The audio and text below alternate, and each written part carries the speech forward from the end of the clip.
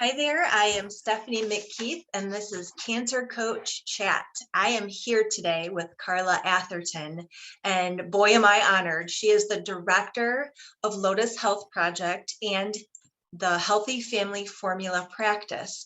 And the reason that I want to speak with her today and share this chat with you is because after her daughter was diagnosed with type 1 diabetes, she hit multiple dead ends with doctors that so many of you have either hit or are running into at this point in time. And it led her to realize or to recognize that what she was actually looking for was not available to her by taking that route. And it sent her down a different path where she had to actually find this information for herself.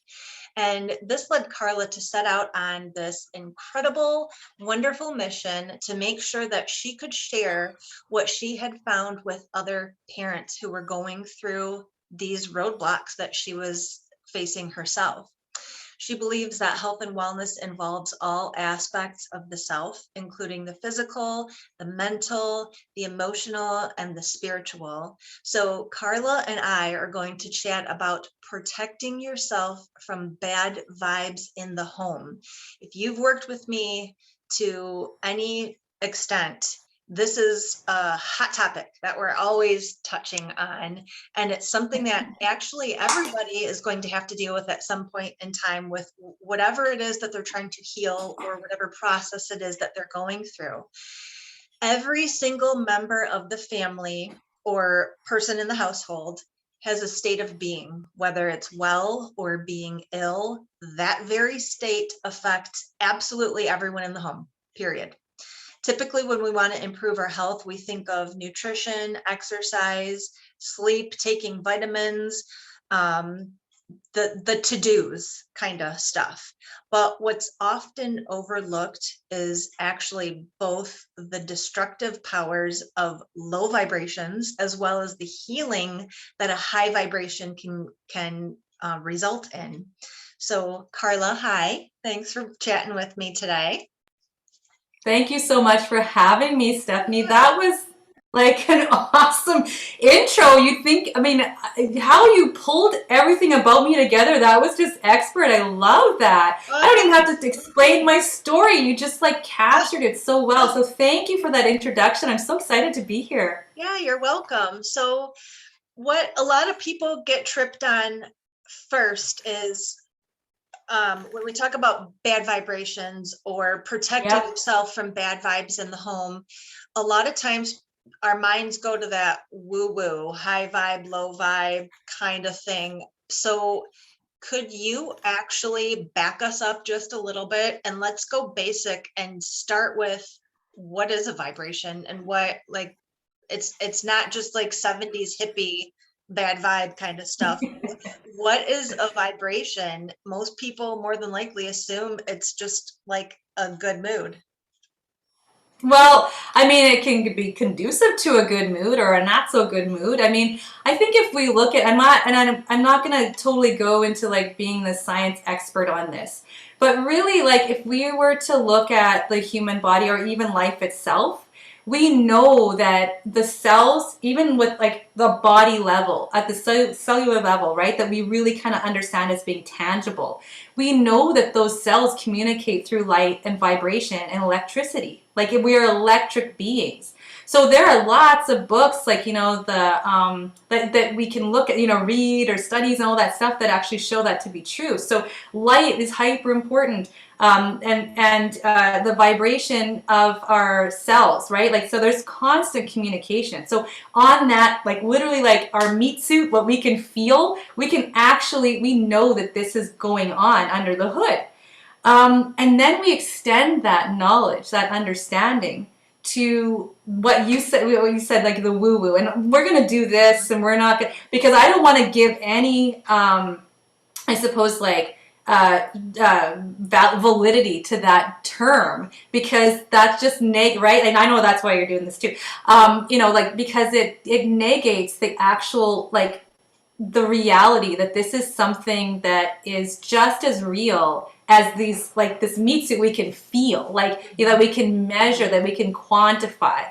So when we look at like on the another level of what we mean by vibration, energy, right? Like we actually can go into that realm of like our body being representative of like what our humanness is, like what it is to exist.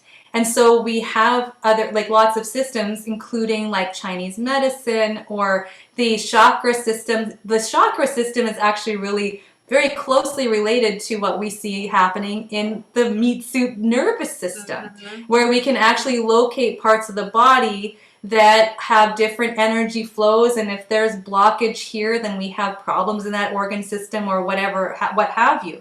So we actually know that those systems in the body, the meridians, the chakra systems, the acupressure points, the acupuncture points, those are all real things that are manifested, right? Like that we can actually experience in this body. And then we go further into like out there, you know, stuff that you're getting at, right? Like what's that, what are those energies out here? What is it that's I'm being affected by in my environment?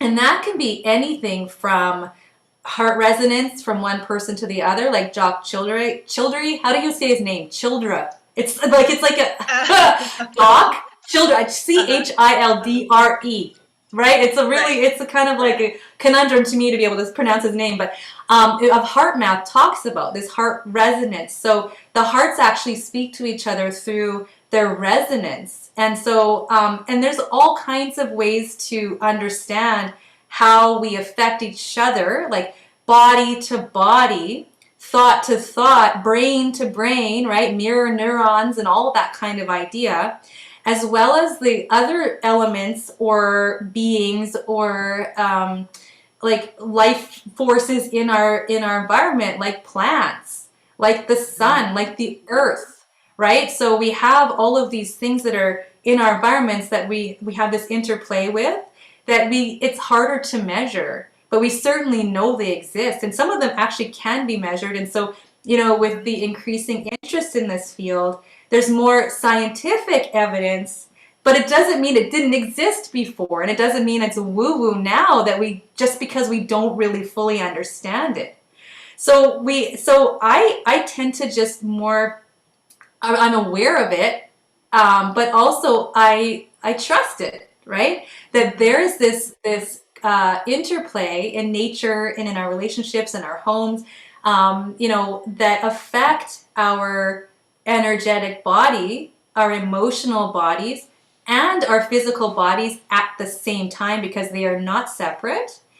And then it will lead to, you know, heightened levels of wellness or dis-ease. I never say disease anymore. I don't consider cancer a disease, and I'm pretty sure you don't either. So it's not a disease. This is like this healing process, this like something that the intelligent body is going through for a reason, right? So it's more about being aware that these things exist, and then being able to feel, or, you know, what those resonances are, what it is that makes it. And you say it's just a good mood. Well, there's a reason for that. There are reasons for why that feels good and why this doesn't feel so good. Yeah. So I'll just stop there just for a second. Yeah. So let's talk about the mood then, because a lot of times when somebody has a cancer diagnosis and they're going through their treatment and their therapies, their moods are up, down, all around. But most of the time, people aren't living alone. So it's not just a matter of their own mood. There's also the mood of their spouse or their children, whether they're small children or grown children. So age doesn't play much of a factor here, because kids have moods too. We all have this certain vibration to the way we're thinking, the way we're feeling, and that resonance that we're giving off to other people. So say, for instance, somebody has somebody in their home who just has this negative crap way of thinking. They disagree with the treatment that you're doing, and they're just always giving you a hard time. No matter how positive or upbeat you try to feel or maintain, how is that the negativity or that lower vibration of that other person in your home, how is that affecting you and your health and your healing process? Mm. So your question is, how does it affect us? Like, how do other people's how can it affect us? Yeah, can that hinder Yeah, our ability yeah. to heal? Yeah, well, I would say it can if we allow it to, and if we haven't, if we're not aware of the actual the truth that it can. And so, like when people say, oh, that's just woo woo, it doesn't really matter. Well, actually it does, and we actually feel that. If you can walk into a room and you know that if there was an argument in that room like 5 seconds before Yeah. you walked in, you're like, ooh, I walked into something here. It's like putting your foot in a pile of poo, and you're walking outside and you're like, whoa, I just stepped into something there. So we feel that. And it's just like, it's returning back to those, like, that knowledge, like that. It's like ancient knowledge. It's like, it's not even something that would have had to have been discussed before, before we figured we needed to prove everything scientifically, like it's just it's like an intuition. It's a knowing. So when that happens though, of course, like we can be affected, and like I'm gonna say if we let it, and nobody boo me off the stage here just for a quick second while I explain that, because when I say that, I'm highly empathic, and some people, I'm an empath, I absorb everything, and yes, we do, or for we can, but that doesn't dictate how the world has to affect us. It's again another factor of our being that we can recognize so that we know how to move forward. So when you do that, when you feel like you're absorbing things, and I think anybody could, even if someone doesn't consider themselves to be an empath, it can affect us. But that's only if how we perceive it, right? Like on this psychic level. And then affecting all the other factors in the body, because that will set us into fight or flight, or into, like, what we could talk about as a conflict shock, or a conflict or a trauma. Anything that can trigger that sympathetic state, which we know is not conducive to an energy that is healing, that an energy that is uplifting, joyful, that will allow us to rest and digest, because we're too busy with the conflict itself, with the with that negativity. So, and then also, like, on that, that level of like what, vibes are out there in the atmosphere, right? Like that, those are still affecting us on all three levels. All it's not even just three, it's all levels. So yeah, so the language I would prefer to use when we say, okay, negative energy, sure, but is it negative, or is it really like just is? It's uncomfortable. It's something that is pointing. It's like almost like a symptom of the body. It's pointing to something that's stuck or trapped or is being processed on that energetic level or the emotional level. And so someone like me, who's like, I pick up on that like a sponge. I used to actually like internalize it, like we were saying, if we get sick from that, it's not like we're looking for fault outside of us that we need to protect ourselves from, but it's like a skill to be able to transmute it, to allow it to flow through. So rather than resist, like that warrior on the battlefield, and you're like, and I'm like, I used to be like, I'm this warrior, I can do this. You're a warrior, mama. You can do this, you can do this, you can do this. And then you get tired. Yeah. And you stop really wanting to battle all the time. And that's the thing with cancer. Cancer's seen as a battle. We won the battle. We survived cancer. Like, even the language we use around cancer is so much related to this resistance, which is talking about negative, positive, so even that word, negative energy, I want to shift the understanding of what that means a little bit to be something that just is. And so yes, we can feel that. I mean, I'm thinking about people that I know right now, and I'm like, I don't want to hang out with you at all. Yeah. Like, you got a bad vibe. I'm soaking it. I'm like, I'm not. You're a party pooper, or you're just like really negative. And so sometimes in those relationships that are those personal relationships, there has to be an awareness on both people's part to enable you, like, because again, like, yes, we can transmute, we can help to move, and that's like that is the ultimate empowerment, is to be able to do that for yourself and not feel like that other person's going to automatically affect you. Mm-hmm. Yet there are easier ways to be day in and day out with the people who really matter to you. So that really takes, I think, an awareness on everybody who is in that space, everybody's part. So it's multifactorial. It's easier when everybody's on board. It But is. also to be able to take that power back for yourself, I think, is number one. It's not even taking the power back, the knowledge. I guess it is. It's an empowerment for sure. It is, yeah. So does that, yeah. Mm-hmm. I agree with you on the verbiage too, because even with positivity, I think there's a certain level of toxicity with the positivity pledge that Yeah. is forced upon somebody, say with a cancer diagnosis. There's so much, And delusional. yeah, there's so much Like, this isn't healing. easy. It's not, but you lose the healing in the feeling if you don't go. We're humans designed to have that Yeah. feeling experience. We have this wide range spectrum of feelings that as humans we are capable of feeling and experiencing and going through and processing. And if we try to stop that or block that and then Mm-hmm. let the industry come in and label us as depressed or label us with Yep. anxiety or put all of these labels on it, that conventional way of thinking, then we get stuck in this almost like a tornado of labels of a diagnosis. Mm-hmm. It's almost like I hate to use the word excuse, but it's the same. It's verbiage. When you say you're going out to battle or you're going on the you're going to join Mm-hmm. the war against cancer, there's a certain connotation that it's charged negatively. So we've Yes. got the Something bad.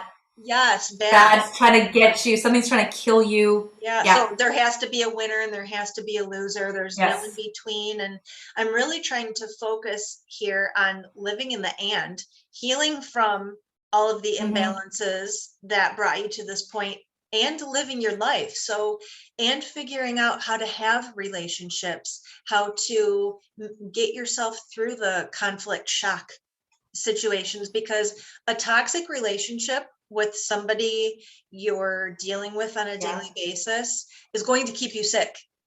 If you don't Yeah. find ways to get through and to protect yourself and to create that boundary, these relationships, these toxic relationships, and it sucks. Sometimes it's with your parents, sometimes it's with a Yeah. spouse, sometimes it's going to be with your kids or somebody you really care about and you really really want them to be in your life, but sometimes that's just not the plan. And we have to Mm-hmm. find ways to protect ourselves from these types of relationships. So, one way to protect yourself would be setting boundaries. Yeah. Okay. I see where you're leading me. Yeah. Yeah. Yeah. So yeah, for sure, setting boundaries and like adhering to them, even though it's a little bit uncomfortable at first. You actually get really used to them, and you're kind of like, it's fun. I'm not answering that phone, and Yeah. I actually am so free because I don't have to answer that phone. So taking off all those shoulds, because as like for me, and I think a lot of people listening, and maybe even you, Stephanie, have like, I have a history of like, I want to fix. I used to always be the Oh, yeah. fixer. I was the reliable one. Oh, yeah. I'm the doer. I'm the dependable one. I'm the one you can call, and I always have the right answers for you. Uh-huh. And so all of those things, and I'm very empathetic. I can like feel what other people feel, which is really good, but there's a difference. Like you can have compassion but still have your own boundaries. You can say, this is yours but not mine. And I can have compassion for you and walk with you, but if I jump into that same boat with you, we're gonna both sink. So I gotta still stay in my own space, and you need to stay in those. So it's like saying things like, I've got 10 minutes, or we're teaching like the people in our lives, like even if they're not necessarily hyper toxic, but we have like old ways of being that we've like, just kind of gotten used to, like as a family or as a couple or parent Yeah. child, and Yeah. saying, like when you call me and you really want to go off about something that bothered you, and that's going to be, affecting me, should we have this language that we can use as a family, like, you got 5 minutes, I really just need to talk about something, and then I'm going to get over it, and we're going to move on to like something more constructive, and not positivity, but something more constructive that won't Sure. lead us into this PTSD, blah, blah, blah, in the muck of it all, and stressful, and it's like, it's gone, it's yesterday, but sometimes we need a little bit of a release. We need an ear, we need a connection, we need someone to understand. So that's very different than regurgitating and complaining about your spouse every time you get together with your girlfriends. Like, that's just not productive. It's not respectful or productive. So part of that is like agreeing, with other people. Like, this is kind of turning toxic for us as a family or as a couple. And how about if I have something I need to say, or friendship? Okay, so a lot of us have friendships like that. If I have something I really want to say, I'm going to ask you, do you have 5 minutes for me to do this? And I would appreciate you asking me the same.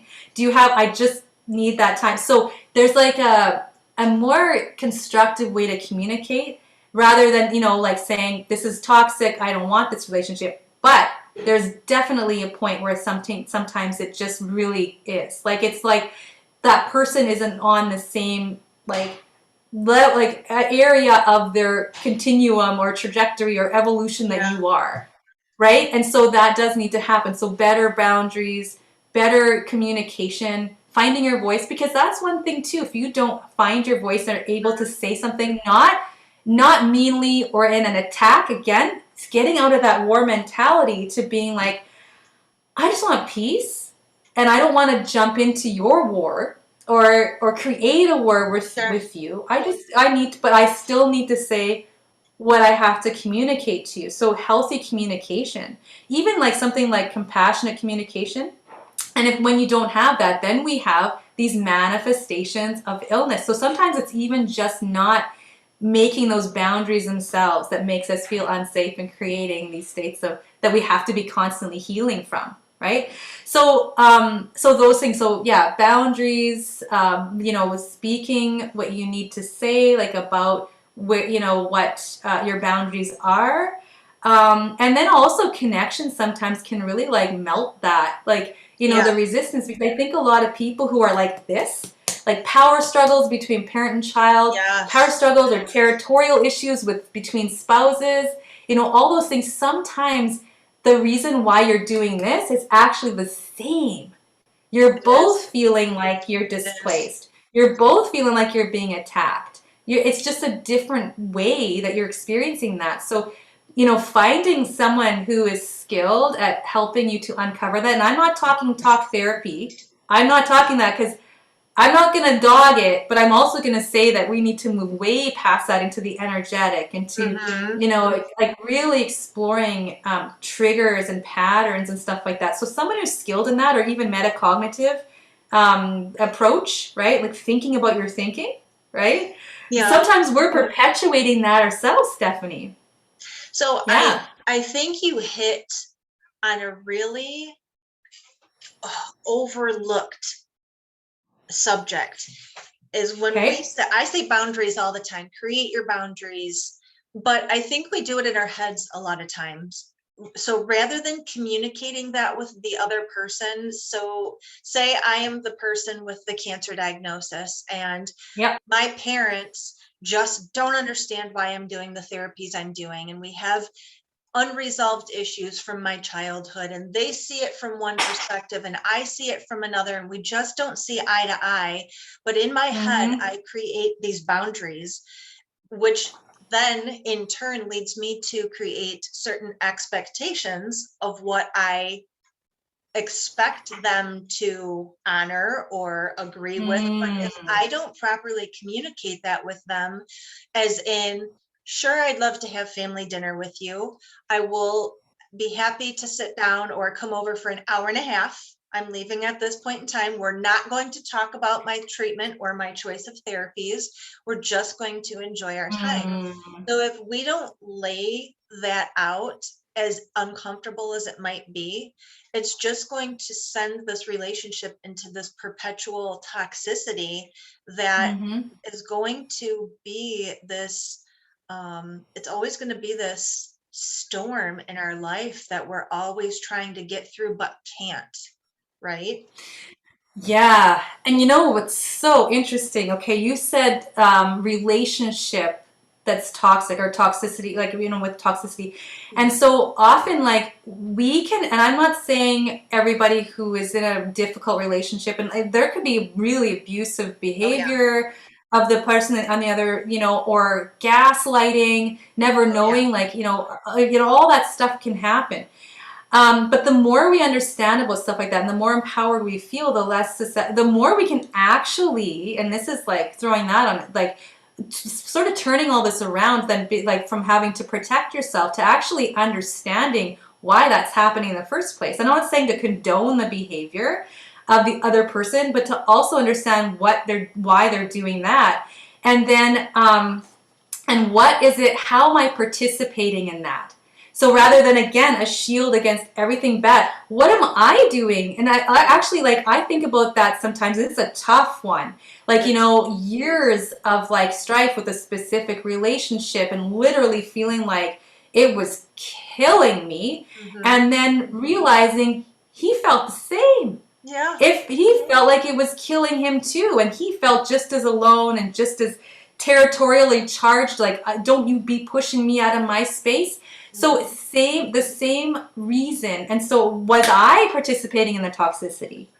Like, looking at my own thoughts, am I being in that negative, whatever we want to call it, in that space? Hmm. Am I feeding into this by fighting, by because I think I'm protecting myself? Because sometimes if we can connect, right, if we can actually understand, then it's like diffusing a bomb.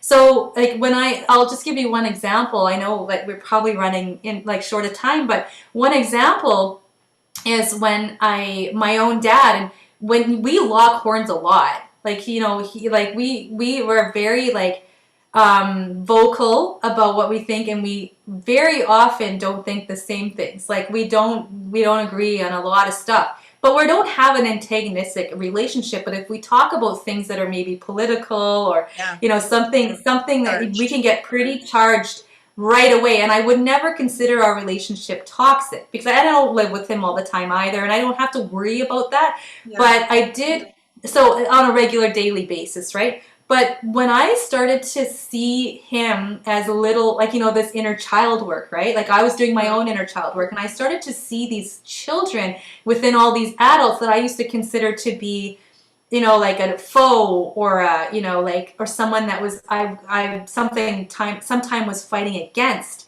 I saw them as these, like, kids that had these, like, inner children that had their own insecurities, their own traumas in their lives. I thought about that kiddo who was maybe, like, you could see an example of someone who was maybe beaten when they were 5, or when they were had this, like, all these traumas that led to their shields, their protection from others. I don't want you in my life because you're going to hurt me. And so as soon as I started to do that, I let down my guard.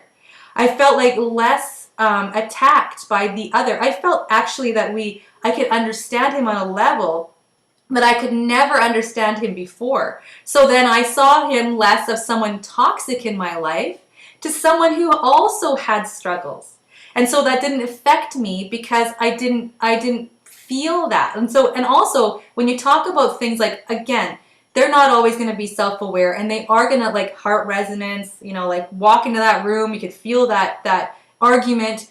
You can also do things that are like, meditative. Like, there are ways to get you back into that parasympathetic relaxation mode, so that you don't have to feel like you're constantly fighting, right, with Yeah. that energy that you walked into. So Sure. I meditate, I walk a lot, I practice yoga, I play instruments. I bang on the drums, terrible, terrible, but I love it. It's like I'm like animal, Yeah.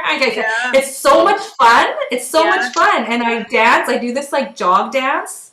Like, I go out there, put on music, and I've been caught so many times. I live in the country, but I've been caught so many times by, like, some farmer or somebody driving down the road, and I'm, like, literally, like, dancing my head off. And it's like, I don't know what I'm doing, like, going crazy. So there are so many releases and ways to, like, Yes. it's literally raising your energy so high that nothing else is really going to affect you. Like, literally, I am so good that this is, and you can do that nutritionally, by putting good food into your body, like with things like essential oils, even the colors you put in your room, or Mm-hmm. opening the window. For So sure. easy, right? You just Mm-hmm. open the window with fresh air. You make sure that your blinds are open with a little sunlight. There's so many different things, Stephanie, that you can do also to raise your own vibration, that it's literally like your aura doesn't allow for the other things that we might consider, like bringing our energy down when we want it to stay up, and that healing and that, like exusion, like, is that a word? Of, good vibes, like I laugh all the time. I'm like I just, it's like, are you kooky? You're talking to the cat and you're laughing. Like, you're by yourself. And this is funny? Yeah, actually it is. So there's so many ways to cultivate that within yourself as well. Yeah. So when we're talking about protecting yourselves from these bad vibes in the home, I just want to be clear that we are not Mm-hmm. saying to participate or to continue a form of No, abuse, because there's all kinds of, no. there's narcissists, there's immature parents, there's just so many, and there I go with the labels, but it's the act. We're not always going to get the other person to self-reflect or to look inward Yep. and understand what's going on. But what we're talking about here is what you can do to protect yourself in your very own home. So those people that Yep. you're letting in when you're going through your healing process, so that we Yes. stop that conflict that's going on, that is creating and contributing to your disease. So the first thing you want to focus on is creating those boundaries, whether they be with your small children, your grown children, or your parents who act like children, or or whatever type of relationship that you have going on, right? So Yeah. by building those boundaries, you want constructive communication. You cannot set those expectations in your head and demand mentally that they're going to adhere to it, that they're going to Mm-mm. respect you and not speak to you that way and not make you feel bad or guilty or shame or blame you Yep. for Yep. whatever. Yep. But you set those boundaries by communicating that. So you might have to have an uncomfortable conversation, and that is what kind of gets you through the muck to the other Yes. side. And then Yes. through this effective, constructive communication, you'll learn whether it's going to move forward or not. It might not, and that's okay too. But Yep. you adjust. This is how you identify that, so that you're not in your own head wondering why they didn't do what you wanted them to do, even though you set this boundary. But they don't know. If they don't know, then how are they going to be able to respect that boundary?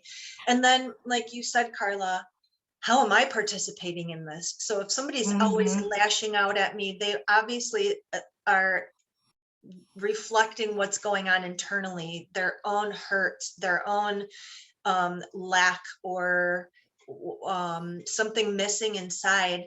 How are you participating in that? Are you engaging? Are you not taking the time to think that they have feelings too? We aren't the only Mm-hmm. ones, okay? We are going through the healing process, but you're not the only one. If you're in a relationship, there's somebody else who has thoughts, emotions, feelings, and actions Yep. just like you do. So let's take a step back, understand that we need this healthy communication, and then understand how everybody is feeling in this as well. And then um, if there's no shift happening, you need to make a decision sometimes on Yes. whether or not you're Yeah. going to continue to participate in this type of relationship, because relationships, and I know we kind of veered off and we're now focused on this relationship, but isn't that what we are? We're Yeah. human beings who thrive on community and connection. And if we don't have the right ones, we're not going to have the right circumstances to be able to heal. So you need to pay a lot of attention to this category of your healing. And Mm-hmm. for anybody who's looking for that family dynamic on how to help and maybe dive deeper or take this one step further, or to have that perspective from somebody who's been there, done that, educated and knowledgeable in this, Carla is the founder of Healthy Healthy Family Formula practice. How can people get in contact with you if they're just struggling? They don't know what to do next, and they need to take the next step. How can they get in contact with you? They just land on my website, healthyfamilyformula.com. And then there's a place where it says make an appointment. You could do meet and greet. I do 15-minute meet and greets with people just because, you don't really want, like, that's a lot of trust, and you have to like the person you're working with through things like this. So we just kind of get to know each other a little bit for 15 minutes and get a good idea if we're a good fit. I've got programs there, and I've got a podcast, and I also have like contact me information. So yeah, and then one last thing I want to say. I know you've got to go totally, and I see some things moving around in your reflection too. Oh, you're a multitasking woman. Boy, you're holding all those things together.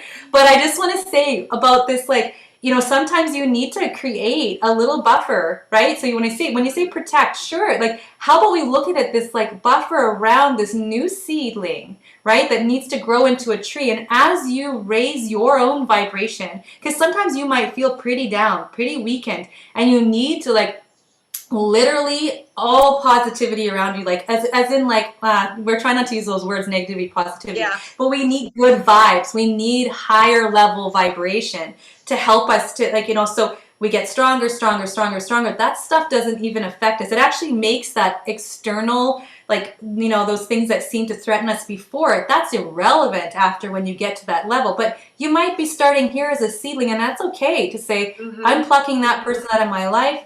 I'm actually not going to hang out over here. I'm not going to read that. I'm not going to watch the news. I'm not going to, do all that stuff that can kind of like be the wind, flattening that little, seedling growth. Yeah. But the whole point is to keep working on ourselves internally, and in our own environments, and setting up our environment to be able to grow that, raise that vibration within ourselves, to make all the rest of it really irrelevant.